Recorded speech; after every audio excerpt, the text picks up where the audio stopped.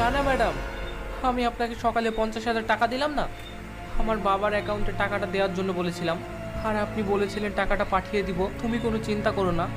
মনে করুন ম্যাডাম, আমি আপনাকে সকালে 50,000 টাকা দিয়েছিলাম। এইসব আলতু ফালতু কথা না অন্য জায়গায় গিয়ে বল, না হলে পুলিশ ডেকে এমন কেসে ফাঁসিয়ে দেবো না, সারা জীবনেও ছাড়া পাবি না। শালা সিকিউরিটির কাজ করে, আবার বলছে নাকি আমাকে 50,000 টাকা দিয়েছে। এখান থেকে বেরিয়ে যা, আর একটা যদি বেশি কথা বলিস তাহলে কিন্তু পুলিশ দিয়ে ধরিয়ে দিব। চল হাট এখান থেকে। ম্যাম, হে আপনি কি বলছেন?